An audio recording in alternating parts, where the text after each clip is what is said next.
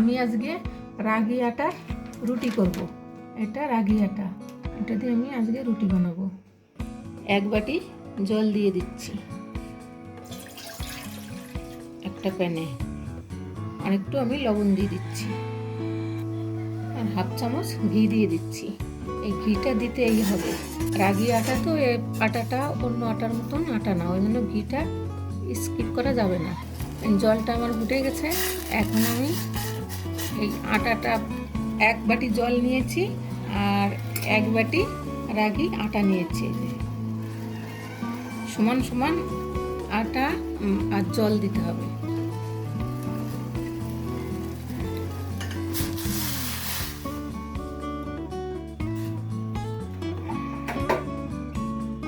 এবার আমি এটাকে ঢাকন করে নেড়ে ছেড়ে রেখে দেবো। আর এই আটাটা খাওয়া খুবই উপকারী, সুগার, থাইরয়েড, সুগারের পক্ষে, থাইরয়েডের পক্ষে খুবই উপকারী। পেটের কোষ্ঠকাঠিন্য দূর করে, সব দিকেই উপকার। এই আটার মধ্যে হাই ফাইবার, গ্লুটেন নেই তো এর মধ্যে একদমই, ওই জন্যই ঘিটা দিতেই হবে। এখন আমি ঠান্ডা হওয়া পর্যন্ত ঢেকে রাখছি। এবার আমি থালায় ঢেলে নিচ্ছি।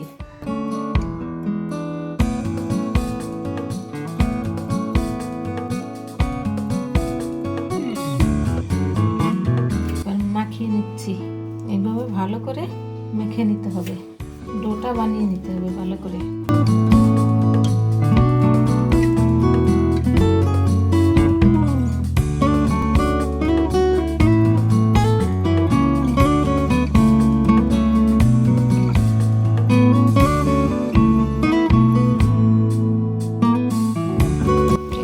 লেচি কেটে নিচ্ছি।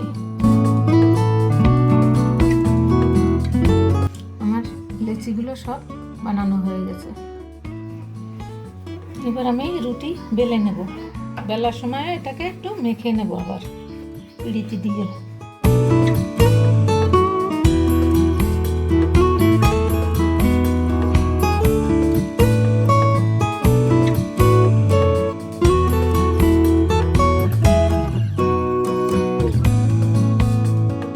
রুটি বেলা হয়ে গেছে, এই যে আমি পাতলা করে বেলে নিয়েছি। এবার আমি রুটিটা ভেজে নেব। তাওয়া গরম হয়ে গেছে, দিয়ে দিচ্ছি।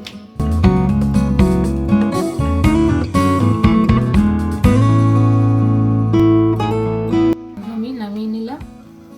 এইভাবে আমি রুটিগুলো তৈরি করে নেব।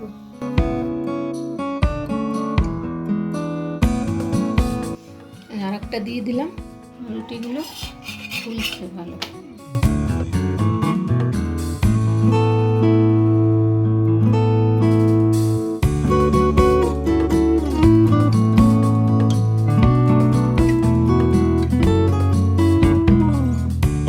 এই যে আমার রাগি আটার রুটিগুলো হয়ে গেছে, সফট হয়েছে একদম।